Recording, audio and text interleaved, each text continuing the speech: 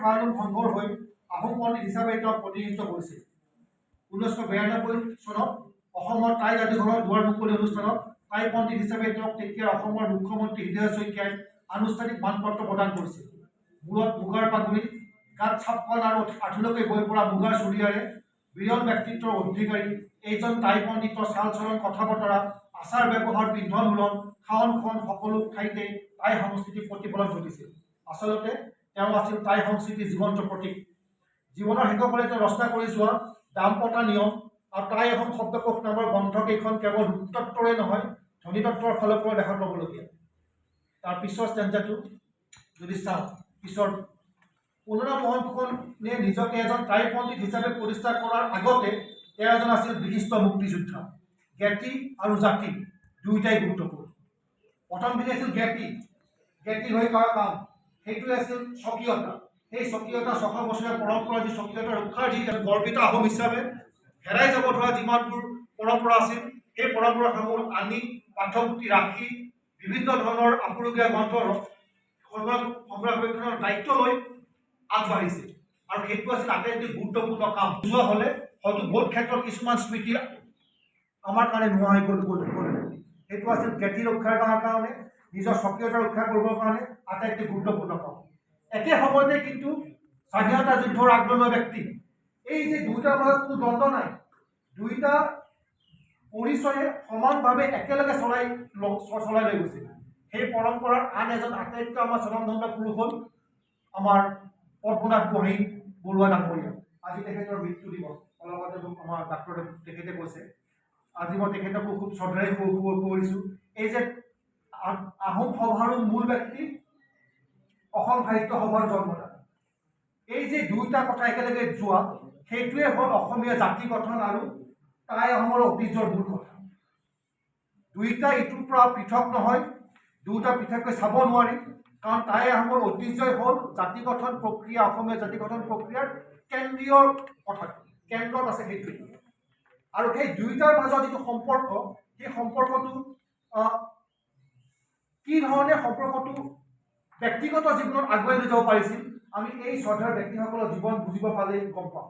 আৰু এই ধৰণৰ কথাটোৱে আমি আচলতে ফুকন ছাৰৰ লগত কেইদিনমান আগতে পাতিছিলোঁ, যে আমি যেতিয়া আজি নতুন প্ৰজন্মৰ আমি যাক কওঁ এক্টিভিষ্ট, ৰাজনৈতিক এক্টিভিষ্টেই হওক, সাংস্কৃতিকেই হওক, তেখেতসকলে এই যে দ্বন্দ্ব নোহোৱা দুটা প্ৰক্ৰিয়া, দুটা একেলগে যে যাব পাৰে, জ্ঞাতিৰ চৰ্চা, জ্ঞাতিৰ ওপৰত যিটো এটা সম্পূৰ্ণ আত্মাভিমানী বিশ্বাস, আৰু একেলগে অসমীয়া সত্তাৰ যিটো কথাটো একেলগে যে যোৱা, আমি তাৰ পৰা শিকিব লগা আছে। আৰু সেইকাৰণে মই আৰম্ভণিতে মই যেতিয়া শুনি আছিলোঁ, তেতিয়া মই কৈছিলোঁ মই ক'ৰ পৰা আৰম্ভ কৰিম। সদায় বক্তৃতা দিয়াৰ কাষতে কি হয়, ছাৰে কয়, মই কৈছোঁ মই পঢ়িম। ছাৰে ক'লে পঢ়ি নাযাবা, পঢ়ি গ'লে মানুহে বৰ দিগদাৰি পায়, চ' তুমি ক'বা। কওঁতে সদায় এটা থাকে কি যে উপস্থাপন কেনেকৈ কৰিম। তেতিয়া মই যেতিয়া ভাবি আছিলোঁ যে এইটো এটা খুব জটিল কথা। এই যে আমাৰ পৰিচয় সত্তা, আমাৰ পৰিচয়সমূহ এটা পৰিচয় নহয়, আমাৰ বহুত পৰিচয় আছে। আৰু অনেক পৰিচয় একেলগে থকাটোৱে হ'ল আমাৰ মানৱ জাতিৰ বিভিন্ন গুৰু দায়িত্ব। যদিও বিভিন্ন সময়ত এটা পৰিচয়কে আমাৰ ওপৰত জাপি দিব বিচৰা হয়, যেতিয়াই পৰিচয় এটা জাপি দিয়ে তেতিয়া সংঘাত হয়। কিন্তু আমি আমাৰ আগৰ প্ৰজন্মৰ বিশিষ্ট ব্যক্তিসকলৰ জীৱনৰ পৰা গম পাওঁ, তাই সত্তাত কোনো ধৰণৰ দ্বন্দ্ব নাই। সেই দ্বন্দ্ব নাই আমাৰ পুনৰা মোহন ফুকন ডাঙৰীয়াৰ ব্যক্তিগত জীৱনতো নাই। দুয়োটা কাম একেলগে কাম কৰি থৈ গৈছে। কংগ্ৰেছৰ সক্ৰিয় কৰ্মী হিচাপে দেশৰ স্বাধীনতা আন্দোলনৰ সকলো কাৰ্যসূচীতে নিষ্ঠা আৰু সাংগঠনিক দক্ষতাৰে অংশগ্ৰহণ কৰিছিল। সেই সময়ত ফুকনে সাহসেৰে ওলাই সেই গাঁওবাসীৰ মাজত কংগ্ৰেছৰ বাণী প্ৰচাৰ কৰি স্বাধীনতা আন্দোলনত গুৰি ধৰিছিল। 1939 চনৰ তেলনগৰী ডিগবৈত হোৱা ঐতিহাসিক শ্ৰমিক ধৰ্মঘটত প্ৰখ্যাত সমাজবাদী নেতা কেদাৰনাথ গোস্বামীৰ লগতে তেখেতে সক্ৰিয়ভাৱে অংশগ্ৰহণ কৰিছিল। এইখিনি কথা মই আৰম্ভণিতে এইকাৰণে ক'লোঁ যে আমি যদি নিজৰ ব্যক্তি জীৱনৰ দৈনন্দিন যি চিন্তা চৰ্চা, কৰ্মৰাজি, তাত যদি এই বিভিন্ন দ্বন্দ্বসমূহ কেনেকৈ নোহোৱা কৰি একেলগে আমি চলাই যাব পাৰোঁ, সেইটো হ'ল আটাইতকৈ গুৰু দায়িত্ব। আৰু সেইখিনিয়ে মই বাৰে বাৰে কৈছোঁ, আমাৰ পদ্মনাথ গোহাঁই বৰুৱাই ডাঙৰীয়াই খুব ভালকৈ কৈছিলে, জ্ঞাতি আৰু জাতি দুয়োটাতে মধ্যমণি তেওঁৱেই, অৰ্থাৎ দুয়োটা একেলগে যাব পাৰে। আমি যে টাই আহোমৰ ঐতিহ্য বুলি কওঁ, সেই ঐতিহ্যটো পিছৰখিনিৰ পৰা আঁতৰাব নোৱাৰি, পিছৰখিনিও আগখিনিৰ পৰা আঁতৰাব নোৱাৰে। আৰু যে আঁতৰাবাই যদি যায়, দুয়োটাতে গণ্ডগোল হ'ব। দুয়োটাই ইমান 600 বছৰীয়া ঐতিহ্যৰ কাৰণে দুয়োটাই ইমান একেলগে বান্ধ খাই আছে এটা মুদ্ৰাৰে ইপিঠি আৰু সিপিঠি। এইটো পিঠি বাদ দি জাতি গঠন প্ৰক্ৰিয়া বুজি পাব নোৱাৰে। অসমীয়া জাতি গঠন প্ৰক্ৰিয়া যদি কোনোবাই বুজি পাব চেষ্টা কৰি পেলাই যদি ভাবে টাই আহোমৰ ঐতিহ্য তাত নাথাকিব, নহ'ব। অচল টকা হ'ব সেইটো অচল টকা হ'ব। দুয়োটা মুদ্ৰা দুয়োটা পিঠি সমানে গুৰুত্বপূৰ্ণ। ডেভিড লুডেন নামৰ এজন প্ৰখ্যাত ইতিহাসবিদ, তেখেতে এটা সৰু লেকচাৰ এটা আছে গুৱাহাটীত আমাৰ পুস্তিকা হিচাপে প্ৰকাশ পাইছে। হুৱেৰ ইজ আছাম, টাইটেল আছে হুৱেৰ ইজ আছাম, অসম ক'ত। তেখেতে কৈছিল আমি যদি ভৌগোলিকভাৱে, সামাজিকভাৱে, সাংস্কৃতিকভাৱে অসমখন যদি চাব লাগে, আমি ভাৰতীয় সভ্যতাৰ পূব প্ৰান্তত অৱস্থান কৰিছোঁ আৰু আমি সাংস্কৃতিকভাৱে, ভাষিকভাৱে, সামাজিকভাৱে, যথেষ্ট ক্ষেত্ৰত ৰাজনৈতিকভাৱেও আমি আমাৰ যি কওঁ ইষ্ট এছিয়ান চিভিলাইজেশ্যনৰ পশ্চিম প্ৰান্ত। অৰ্থাৎ আমি যদি ওপৰৰ পৰা যদি চাওঁ, ওপৰৰ পৰা চালে আমি কি হ'ম, এইফালৰ পৰা আমি পূব, এইফালৰ পৰা আমি পশ্চিম। হুৱেৰ ইজ আছাম, যে আমি এইফালৰ পৰা চালে পূবত, সেইফালৰ চালে পশ্চিমত। কিন্তু তাত য'ত দুইটাই লগ হৈছে, সেই লগ যিহেতু হৈছে, সেই লগ হোৱাৰ কাৰণে আমাৰ যি পৰিচয়, সেই পৰিচয় আমাৰ বৌদ্ধ প্লুৰেল, এটা পৰিচয় আমি ক'ব নোৱাৰোঁ। অকল এইফালৰ পৰা যদি বুজাব যাওঁ সেয়াও গণ্ডগোল হ'ব, অকল যদি আমি এইফালৰ পৰা বুজিব যাওঁ সেয়াও গণ্ডগোল হ'ব। কাৰণ দুয়োটাই আহি আমাৰ ইয়াত মিলি গ'ল, দুয়োটা পৰম্পৰা মিলি গ'ল। এই দুয়োটা পৰম্পৰা মিলি যোৱা যিটো কথা, তেতিয়া আমি অসমৰ যদি ঐতিহ্য, অসমৰ যদি ইতিহাস বুজি পাব লাগে, এই যে দুইফালৰ পৰা দুটা পৰম্পৰা, দুটা সভ্যতাৰ যে মিলনভূমি, সেই পৰম্পৰাৰ মিলনভূমিৰ যিটো এটা ভৌগোলিক পৃষ্ঠভূমি, তাৰ পৰা বুজি পাব পাৰিলেহে আমি আমাৰ সংস্কৃতি বুজি পাম, আমাৰ সভ্যতা বুজি পাম, আমি কিয় আমাৰ স্বকীয়তা আমি গম পাম। সেইকাৰণে মই প্ৰায় আমি ছাত্ৰ ছাত্ৰীক কওঁ যে হুৱেৰ ইজ আছাম, এই কথাটো বুজাটো খুবেই গুৰুত্বপূৰ্ণ। কাৰণ দুইফালৰ পৰা আহি ইয়াত এটা সাংঘাতিক ধৰণে সমন্বয় হৈছে। আৰু সেই সমন্বয়ৰ মাজৰ পৰাই আমি আমাৰ পৰিচয়, সত্তা, ভাষা, ইতিহাস আমি সকলো বুজি পাওঁ। আমি যেতিয়া টাই আহোম পৰম্পৰাৰ কথাখিনি যেতিয়া কওঁ, ঐতিহ্যৰ কথা কওঁ, এটা ঐতিহ্য কি টাই আহোম পৰম্পৰাৰ বুৰঞ্জী চৰ্চা। ব্ৰিটিছসকলো মানি গৈছিল যে ভাৰতবৰ্ষৰ বিভিন্ন ঠাইত যেতিয়া ইতিহাস চেতনাটো লিপিবদ্ধ কৰি থোৱা এটা শক্তিশালী পৰম্পৰা নাছিল, তেতিয়া কিন্তু অসমৰ আহোম ইতিহাসৰ যিটো বুৰঞ্জীৰ হিষ্টৰিকেল ট্ৰেডিশ্যন, সেইটো আটাইতকৈ ইউনিক। এটা সহজ প্ৰশ্ন, কিন্তু সকলো সহজ প্ৰশ্ন উত্তৰ সহজ নহয়। বিপুলজ্যোতি শইকীয়াৰ কবিতা এটা আছে, সকলো সহজ প্ৰশ্নৰ উত্তৰ সহজ নহয়, সকলো টান প্ৰশ্নৰ উত্তৰটো টান নহয়। কিয় কিছুমান সমাজত শক্তিশালী ইতিহাস পৰম্পৰা গঢ় লৈ উঠে, কিছুমান সমাজত কিয় গঢ় লৈ উঠে? ইয়াত এটা শক্তিশালী পৰম্পৰা, ঐতিহাসিক পৰম্পৰা এটা গঢ় লৈ উঠে, বুৰঞ্জী পৰম্পৰা। কিন্তু অতীত ভাৰতত নাছিল, চাইনাত আছিল, গ্ৰীচত আছিল, কিন্তু সকলো ঠাইতে নাছিল। লিখিত পৰম্পৰা আছে, কিন্তু শক্তিশালী ইতিহাস পৰম্পৰা নাই। এজন পণ্ডিত, নামটো মই এইমাত্ৰ মই যিহেতু এইটোৰ পৰা ওলাই গ'লোঁ, মই লিখা যিটোৰ পৰা আৰম্ভ কৰিছিলোঁ ছাৰে কোৱাৰ কাৰণে, এখন গ্ৰন্থত খুব সুন্দৰভাৱে পৃথিৱীৰ বিভিন্ন সমাজৰ ইতিহাস চৰ্চাৰ পৰম্পৰাবোৰ কম্পেৰেটিভ ফ্ৰেমত আলোচনা কৰিছে। কিয়? প্ৰশ্নটো একেটাই, কিয় কিছুমান সমাজ ইমান লিখিত পৰম্পৰাটো, সাহিত্য পৰম্পৰাটো ইমান শক্তিশালী হোৱাৰ পিছতো কিয় কিছুমান সমাজত ইতিহাস চৰ্চাৰ ধাৰাটো শক্তিশালী নহয়? সাহিত্য চৰ্চাৰ ধাৰাটো খুব শক্তিশালী, ইতিহাস চৰ্চা শক্তিশালী কিয় নহয়? কিছুমান কিয় হয়? তেখেতে কম্পেৰেটিভলি চাই পেলাই ক'লে, যিখন সমাজত সমাজ সচলতা বেছি, ছ'চিয়েল মবিলিটি বেছি, তাত ইতিহাস চৰ্চাটো শক্তিশালী। যিখন সমাজৰ ব্যৱস্থাটো কাষ্ট ছিষ্টেম নিচিনা, বন্ধ, ছ'চিয়েল মবিলিটি কম, সমাজ সচলতা কম, তাত ইতিহাস চেতনা শক্তিশালী হিচাপে গঢ় লৈ উঠে। বহুতে হয়তো মানি অলপ নল'ব পাৰে। তো তেখেতে যি ধৰণে গোটেই বিশ্বৰ বিভিন্ন ধৰণৰ সমাজৰ লগত মিলাই পেলাই তেখেতে ক'ব বিচাৰিছে, পঢ়িলে পঢ়াটো এক ধৰণে হয় নিচিনা নালাগে।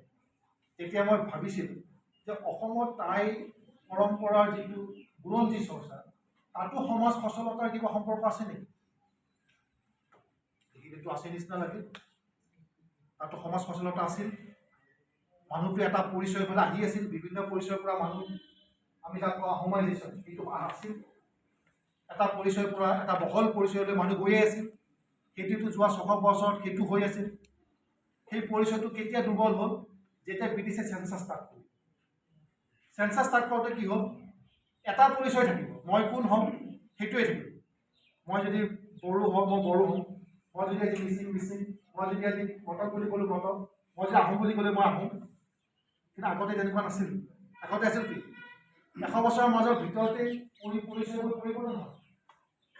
ওচৰৰ যিটো শক্তিশালী, সাংস্কৃতিকভাৱে গুৰুত্বপূৰ্ণ তেখেতসকলৰ পৰিচয়ৰ লগত এই পৰিচয়লৈ আগবাঢ়ি গৈ থাকে। আৰু আমি যেতিয়া টাই হ'ম ঐতিহ্য বুলি কওঁ, সেই ঐতিহ্যটো এটা বহুতেই সুঁতিৰ নিচিনা আছে। আৰু হয়তো চেঞ্চাছ নোহোৱা হ'লে চাগে আৰু বহুত মানুহে চাগে নিজকে আহোম বুলি কৈ গৌৰৱ কৰিলেহেঁতেন, হয়তো উপায়টো সেই ধৰণৰ পৰি গৈ হ'লহেঁতেন। সেইটো পৰম্পৰা জীৱন্ত পৰম্পৰা এটা আছে, প্ৰায় 1900 চনমানলৈকে আছে। অৰ্থাৎ মই যিটো কথাটো কৈছিলোঁ, এই যে সচলতা, সমাজ সচলতা, এটা পৰিচয়ৰ পৰা এটা বহল পৰিচয়লৈ যাব পৰা যিটো এটা প্ৰক্ৰিয়া যিটো আছে, হয়তো তাৰ লগত এই যে বুৰঞ্জী চৰ্চাৰ যি এটা শক্তিশালী ধাৰা, তাৰ এটা সম্পৰ্ক আছে নিচিনা লাগে। অৰ্থাৎ য'ত কাষ্ট ছিষ্টেমৰ নিচিনা সম্পূৰ্ণ বন্ধ এটা নিচিনা ব্যৱস্থা হয়, তাত খুব ভাল বুৰঞ্জী চৰ্চাৰ পৰম্পৰা হৈ উঠে বুলি পণ্ডিতজনে কৈছিল। আৰু চীনৰ ক্ষেত্ৰত কথাটো সেইকাৰণে গুৰুত্বপূৰ্ণ। চীনৰ ইতিহাস চৰ্চাৰ পৰম্পৰা খুব শক্তিশালী।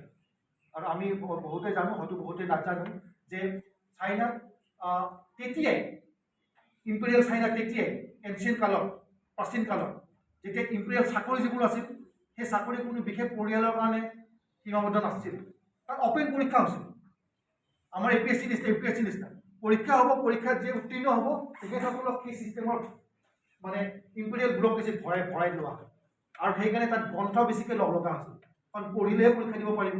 আৰু সেইকাৰণে তাত তেতিয়াই ব্লক প্ৰিণ্টিং আৰম্ভ হৈছিল। জন গুটেনবাৰ্গৰ হ'ল মেচিন প্ৰিণ্টিং, কিন্তু কাঠত কাটি ছপোৱা বুদ্ধ গ্ৰন্থ আৰম্ভ হৈছিল চীনত। কিয় আৰম্ভ হৈছিল? বেছি গ্ৰন্থ লাগে, কপি কৰোঁতে সময় বেছি যায়। Necessity is a mother of invention. সেইকাৰণে তেতিয়া সেই ব্লকত কাটি পেলাই কামটো কৰা হৈছিল। যিয়ে নহওক কিয়, আৰু এটা ঐতিহ্যৰ কথা, আমি যে কওঁ অটনমি, অসমৰ যিটো অটনমি মুভমেণ্টছ, স্বায়ত্তশাসন, অসমৰ ক্ষেত্ৰত আমাৰ ইয়াত যিমানেই ৰাজনৈতিকভাৱে কিছু সময়ত অস্থিৰতা নহওক কিয়, কিন্তু বহুততকৈ অসমৰ ইতিহাসৰ দিনত আৰম্ভ হোৱা মডেলটো বহুত ভাল। কোনটো? অটনমি। সেই অটনমি দিয়াৰ কাৰণে কি হ'ল? নিজৰ স্বকীয় পৰম্পৰা ৰখাৰ যিটো আন্দোলন আৰম্ভ হৈছিল, সেই আন্দোলনটোক এক ৰাজনৈতিক শাসনৰ মাজলৈ লৈ আহিলে, যিটো বেংগলত নহ'ল, যিটো ভাৰতবৰ্ষৰ উন্নত প্ৰান্তত নহ'ল। এই যে অটনমি প্ৰত্যেকটো গোষ্ঠীক নিজস্ব অটনমি দিয়াৰ কাৰণে কি হ'ল? যে যিয়ে ধৰক ৰাজনৈতিকভাৱে এক ধৰণৰ মান্যতা এটা, আৰু তাৰ লগে লগে তেখেতসকলৰ পৰিচয়, ঐতিহ্য ৰখাৰ এটা শক্তিশালী ভেটি গঠন হ'ল। এই যে অসমত যে এই এথনিক আইডেণ্টিটি মুভমেণ্টছবোৰ যে অটনমি জৰিয়তে যে মোকাবিলা কৰিব পৰা হ'ল, দ্বিতীয় শইকীয়াদেৱে যে সেই কামটো আৰম্ভ কৰিলে, তাতো এটা টাই আহোম শাসনৰ ঐতিহ্য কথা এটা আছে। কাৰণ ইয়াত পোৱালী ৰজা, ৰাণী লক্ষী গুহা, এই সম্পৰ্কটো তেতিয়াও আছিল, কেতিয়াও পোৱা নাছিল। ইয়াত এটাই থাকিব, আমিও আছোঁ, তোমালোকো থাকা, সম্পৰ্কটো কিন্তু আছিল। তাৰমানে তেতিয়াও এক ধৰণৰ স্বায়ত্ত কথাটো আছিল। আজিৰ ভাষাত নহয়, কিন্তু তেখেতসকলৰ ভাষাত তেতিয়াও আছিল, এইটো অমুকৰ ৰাজ্য হয়, তোমাক নমস্কাৰ, তুমি আমাক নমস্কাৰ। সেই যে পৰম্পৰাটো আছিল, সেইটো খুব সুন্দৰকৈ প্ৰায় 1990 চনমানতে ধ্ৰুৱজ্যোতি বৰা ডাঙৰীয়াই কথাটো লিখিছিল। টাই আহোম শাসনৰ যিটো পৰম্পৰা, তাত যে এই যে পোৱালী ৰজাসকলক মান্যতা প্ৰদান কৰাৰ যিটো প্ৰক্ৰিয়া, সেই প্ৰক্ৰিয়াটোৰ মাজতে আমাৰ অটনমি দিয়াৰ প্ৰক্ৰিয়াটোৰ এটা প্ৰাকৃতি আছে, প্ৰি হিষ্ট্ৰী অফ অটনমাছ কাউন্সিলছ, এক ধৰণে তাৰ এটা পাব পাৰি। হয়তো এনেকুৱা থাকিব পাৰে যে দ্বিতীয় শইকীয়া এটা একমাত্ৰ ধৰ্মীয় চিন্তাৰে কৰিব গ'লে যে জিন্দাৰিত যিটো হ'ল, নহ'লে পৃথক হৈ গ'ল। যিটো জিন্দাও ৰাখিব নোৱাৰিলে, বাংলাদেশৰ লগত ৰাখিব নোৱাৰিলে, কাৰণ তাত ভাষা বেছি গুৰুত্বপূৰ্ণ। তেখেতসকলে ক'লে অকল ধৰ্ম নামতে ইষ্ট পাকিস্তান লগাই থাকিব নোৱাৰে, ভাষা গুৰুত্বপূৰ্ণ। সেইকাৰণে জিন্দাৰ যি সপোন আছিল, জিন্দা সপোন ভাঙি চুৰমাৰ হৈ গ'ল। ইষ্ট পাকিস্তান বেলেগ হৈ গ'ল, বাংলাদেশ হ'ল। বাংলাদেশৰ মূল কথা, কাৰণ ভাষা মূল কথা। অৰ্থাৎ ভাৰতবৰ্ষৰ নিচিনা এখন ঠাইত একক ধৰণৰ চিন্তা, একক ধৰণৰ জাতীয়তাবাদ সম্ভৱ নহয়। একেটা কথা অসমৰ ক্ষেত্ৰত আৰু সঁচা। সেইকাৰণে অসমীয়া কোন বুলি প্ৰশ্ন কৰিছোঁ উত্তৰ, যিটো প্ৰশ্ন আছিল অসমীয়াসকলক সাংবিধানিক সুৰক্ষা প্ৰদান কৰা হ'ব, অসম চুক্তি ৬ নম্বৰ ধাৰা। তেতিয়া অসমীয়া কোন বুলি যেতিয়া প্ৰশ্ন কৰিলে ২০০৫ চন মানত অসমত সাংঘাতিক বিতৰ্ক আৰম্ভ হৈছিল। কাৰণ বহুত জনগোষ্ঠীয় পৰিচয় এনেকৈ ক'ব বিচাৰিছিল যে আমাৰ ভাষা আছে, আমাৰ সুকীয়া পৰিচয় আছে, আমাৰ আন এটা পৰিচয় জাতীয়তা।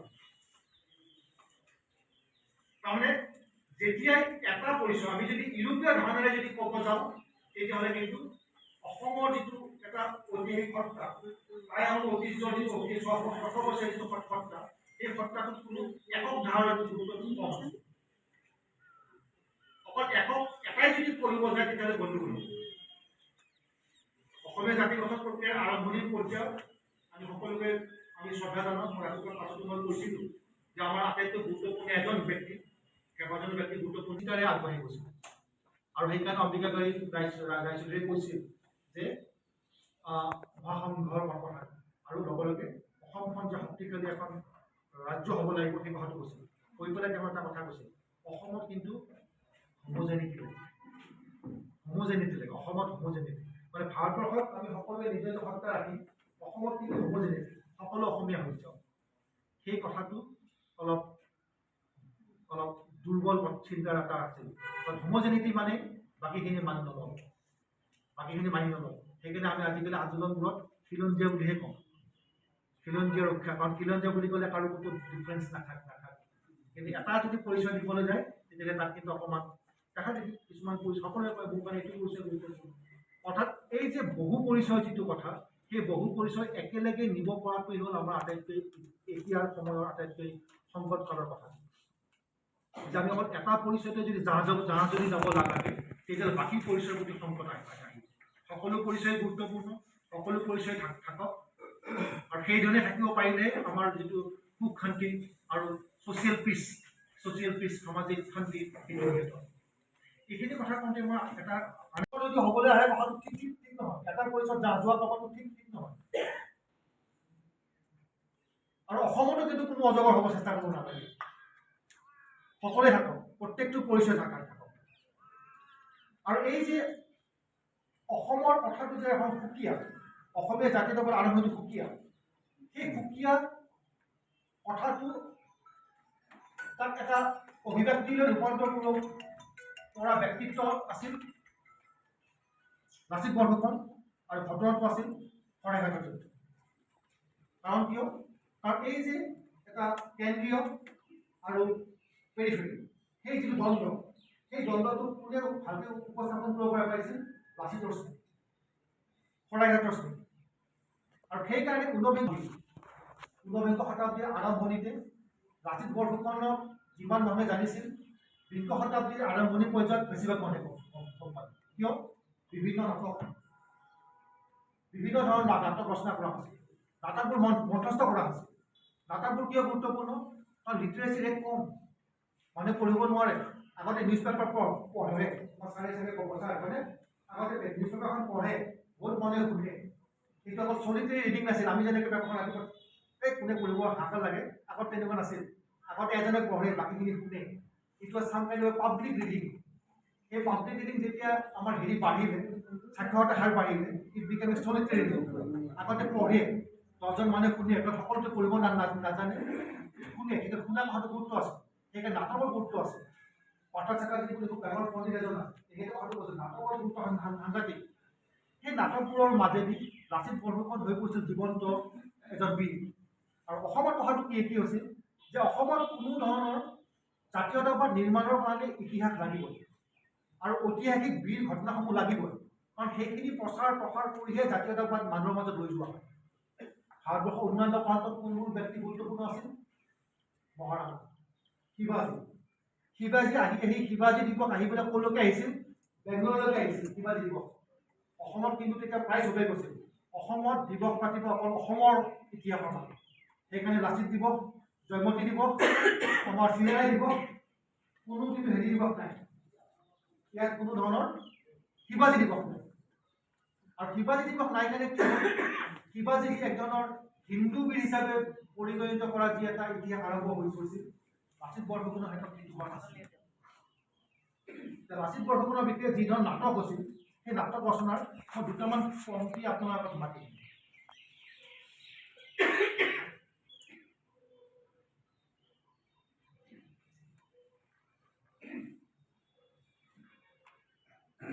বীৰেন্দ্ৰ চন্দ্ৰ বৰুৱাৰ শৰাইঘাট নাটকখন প্ৰকাশ হৈছিল 1937 চনত। বীৰেন্দ্ৰ চন্দ্ৰ বৰুৱাৰ শৰাইঘাটত ধৰ্মীয় সদ্ভাৱ, হিন্দু মুছলমানৰ মাজত একতা আদিত গুৰুত্ব আৰোপ কৰা হৈছিল। উল্লেখযোগ্য যে বেজবৰুৱা, অম্বিকাগিৰি, কেৰনাথ বৰা আদিকে ধৰি প্ৰায় সকলো ধৰ্মনিৰপেক্ষ অসমীয়া জাতীয়তাবাদৰ ওপৰত গুৰুত্ব আৰোপ কৰিছিল। নাটকখনত লাচিত আৰু হাছান নামৰ এক চৰিত্ৰৰ কথোপকথনৰ জৰিয়তে ধৰ্মনিৰপেক্ষ অসমীয়া জাতীয়তাবাদৰ গুৰুত্ব প্ৰদান কৰা হৈছিল। তাত কি বুলি লিখিছে? হাছানে কৈছে, হিন্দু আৰু মুছলমান ক্ৰমে একতা পাখেৰে বদ্ধ হৈ আহিছে। এনে এদিন দিন আহিব যিদিনা হিন্দু আৰু মুছলমান নুবুলি মানুহে এই দেশৰ সকলো এটা মাত্ৰ জাতি বুলি ভাবিবলৈ ল'ব। লাচিত ঠিক কথা বীৰ। এনে এদিন আহিব যিদিনা হিন্দু মুছলমান নিৰ্বিশেষে সকলো অসমীয়াই নিজৰ জাতীয় গৌৰৱ ৰক্ষা কৰিবলৈ হয়তো এনেই শৰাইঘাটত গোট খাব। মানে নাটকখন শৰাইঘাট, কিন্তু ভাবি আছে অসমীয়া জাতীয়তাবাদৰ বিংশ 1920-30ৰ জীৱন।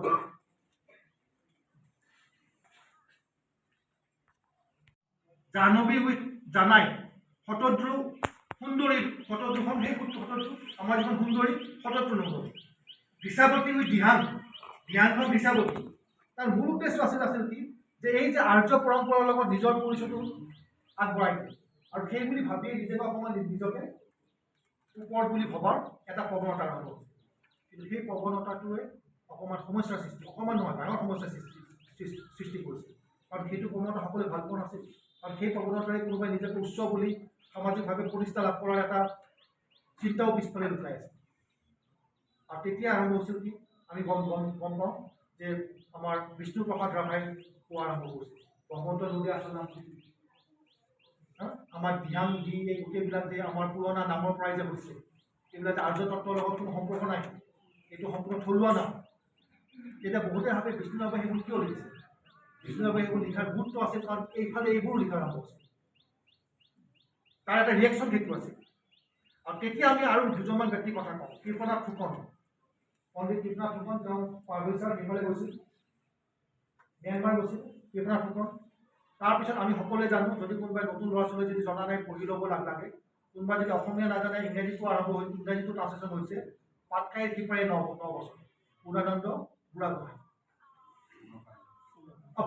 পূৰ্ণাকান্ত বুঢ়াগোহাঁই পাটকাইৰ সিপাৰে 9 বছৰ। পাটকাই সিপাৰে 9 বছৰ গোটেই পাটকাই সিপাৰে গৈ গোটেইখিনি ধুনীয়াকৈ ষ্টাডি কৰিলোঁ। তাত থকা অসমীয়া মানুহবিলাকৰ খবৰ ল'লোঁ, তাত থকা পুঁজিপাতিৰ খবৰ ল'লোঁ। সেই পুঁজিপাতি আমি ইয়ালৈ আনিলে অসমৰ বিভিন্ন ঠাইত তেওঁ আহোম পৰম্পৰাৰ বিষয়ে বক্তৃতা দিছিল, গুৱাহাটীকে আদি কৰি বিভিন্ন ঠাইত তেখেতে বক্তৃতা দিছিল। কিন্তু পাটকাই সিপাৰে 9 বছৰ তাত তেখেতে নতুন এটা চিন্তা এটা লগ লগাইছিল, যিটো কি যে টাই আহোমৰ ধৰ্মটোৰ লগত টাওবাদৰ সম্পৰ্কটো তেওঁ আৰম্ভ কৰিছিল। তাৰ আগত নাই। মই যিমান পঢ়িছোঁ ছাৰ, টাই আহোম পৰম্পৰাৰ লগত টাওবাদৰ যিটো এটা তাতো কথা এটা আছে। কথাটো কি এই যে অসমখন ক'ত ৱেৰিজ আছাম, অকল নি পেলাই বৌদ্ধিক পৰম্পৰা লগ লগাই দিলে নহ'ব নহয়।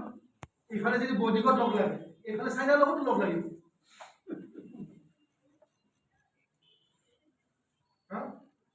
আমাৰ ইয়াত দুটা পৰম্পৰাই আছে। এটা ৱেৰিজ আছামৰ যি এটা চিন্তাৰ যিটো দ্বন্দ্ব, সেই দ্বন্দ্বটো আগতো আছিল, এতিয়াও আছে। কেৱল আমি নতুন চামক পাওঁ যেতিয়া আমি পঢ়ুৱাওঁ, এটা ক'ব লাগে যে এটা হ'ল ৰাজনৈতিক মেপৰ অসম ভাৰতবৰ্ষ আৰু এটা সাংস্কৃতিক পৰিমণ্ডলৰ ভাৰতবৰ্ষ উত্তৰ পূব। এই সাংস্কৃতিক পৰিমণ্ডলৰ উত্তৰ পূবৰ লগত বৰ্তমান ৰাজনৈতিক মেপখনৰ দ্বাৰা বুজি পালে নহ'ব। তাৰ যিটো 2000 বছৰৰ যিটো পৰম্পৰা, তাত এইফালৰ পৰাও আহিছে, এইফালৰ পৰাও আহিছে। চ' আমি কোন বুলি ক'লে আমি নিজেও গম নাপাওঁ। আমাৰ মাজত ইমানেই বিভিন্ন মৌলিক পৰম্পৰা বিভিন্ন মাজৰ পৰা সোমাই গৈছে, এইটো আমাৰ বুলি ক'লে অসমীয়া বস্তুটোৱেই নাথাকে। সকলোৰে পৰম্পৰা ইয়াত যোগ হৈ পেলাই এটা সামূহিক পৰম্পৰা এটা সৃষ্টি এটা যিয়ে নহওক কিয় এই যে জাতি গঠন প্ৰক্ৰিয়া মই যিটো কথা কৈছিলোঁ যে তাৰ যিটো বিদ্যাৰ্থিনীক চৰ্চা অতি ডাঙৰ বিদ্যাৰ্থিনীক চৰ্চা এতিয়া মই বিশ্ববিদ্যালয়ত আমাৰ বেলেগ ডিপাৰ্টমেণ্টৰ পৰা ল'ৰা ছোৱালী পঢ়াবলৈ বাধ্য হয় এম.এ. তাত তেতিয়া আমাৰ হিষ্ট্ৰীত মই এখন পেপাৰ দিছিলোঁ হিষ্ট্ৰী অফ নেশ্যনছ এণ্ড নেশ্যনেলিজম, জাতি আৰু জাতীয়তাবাদৰ ইতিহাস। কিন্তু হিষ্ট্ৰী ষ্টুডেণ্টৰ কাৰণে নহয়, বেলেগ ডিপাৰ্টমেণ্টৰ ষ্টুডেণ্টৰ সেই পঢ়োৱাতে মই নিজেও পঢ়িব লগা আছিল বহুত প্ৰক্ৰিয়া যে জাতীয়তাবাদ বহুতেই কয় যে সেয়া আধুনিক কালত হোৱা সৃষ্টি হোৱা এটা বুলি ক'লে শুদ্ধ কথা নহয়। যদিও জাতি গঠন প্ৰক্ৰিয়াত আধুনিক কথা বহুত নিহিত হৈ আছে, কিন্তু তাত কিছুমান এথনি বুলি কথা কয়, এথনি সেই এথনিটি কিন্তু প্ৰাক আধুনিক কালত। অসমীয়া জাতি গঠন বুলি যদি কওঁ তাৰ যিটো এথনি হয়, অসমীয়া জাতি গঠন প্ৰক্ৰিয়াত অৰুণোদয় গুৰুত্বপূৰ্ণ, অসমীয়া জাতি গঠন প্ৰকৰণত উষা গুৰুত্বপূৰ্ণ, কল্পনাত মহিবুঢ়া গুৰুত্বপূৰ্ণ, বেজবৰুৱা গুৰুত্বপূৰ্ণ। সেই সময়ত হোৱা যিমানবোৰ সেই সময়ত অসমীয়া কাকত যিমানবোৰ বিভেদ হৈছিল আটাইবোৰ গুৰুত্বপূৰ্ণ।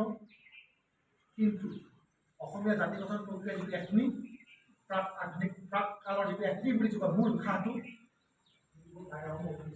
আৰু এই সেইকাৰণে আমি এটা কণ্টিনিউটি হিচাপে তাক বুজি পাব চেষ্টা কৰিব। যদি কোনোবা জাতি গঠন প্ৰক্ৰিয়াত আধুনিক পণ্ডিতবিলাকে কয় এটা সম্পূৰ্ণ ব্ৰেক এটা মানে প্ৰাক আধুনিকটো বেলেগ নতুনটো বেলেগ, তেনেকৈ জাতীয়তাবাদ কোনেও বুজি নাপায়। অসমত যিটো এথনিক বুলি যদি কোৱা হয় অৰ্থাৎ এন্থনী স্মিথ যদি আহি পেলাই অসমীয়া জাতীয়তাবাদ যদি কেতিয়াবা পঢ়ে তেওঁ লগতে পঢ়ি লওক এই এথনিকটো এইটো হয়। সকলো কথা অকল আধুনিক যুগত বুজাব নোৱাৰি। Something is there which was already there, তাৰ পৰা আনিহে আধুনিক যুগত তাক বৰ্ণাঢ্য ৰূপটো দিয়া হৈছে। চ' সাৰটো এইখিনি কৈয়ে মই মোৰ বক্তৃতা সামৰিলোঁ। মোৰ লিখিত আছিলে মোৰ ছাৰে কোৱাটো হয় পঢ়িবলৈ তাৰ হেৰিটো নাহে, তথাপিও মই ইয়াত মোক নিমন্ত্ৰণ কৰাৰ কাৰণে মই ছাৰক ধন্যবাদ জনাইছোঁ। আৰু আকৌ এবাৰ মৰুণ পুৰণা মোহন পাইছোঁ। আৰু এই যিটো কথা মই আৰম্ভণিতে কৈছিলোঁ যে দুয়োটা জীৱনৰ মাজত কোনো দ্বন্দ্ব নাই, দুয়োটা জীৱনৰ কোনো দ্বন্দ্ব নাই। প্ৰাৰম্ভিক পৰিচয় জ্ঞাতিৰ পৰিচয়ও গুৰুত্বপূৰ্ণ, যিটো জাতিগত পৰিচয় সেইটো গুৰুত্বপূৰ্ণ, দুয়োটাৰ প্ৰতি সমানেই অৰিহণা। আমি যেতিয়া কল্পনা গোহাঁই বুঢ়া বুলি কওঁ তাই আহোম সভাৰো মূল ব্যক্তি,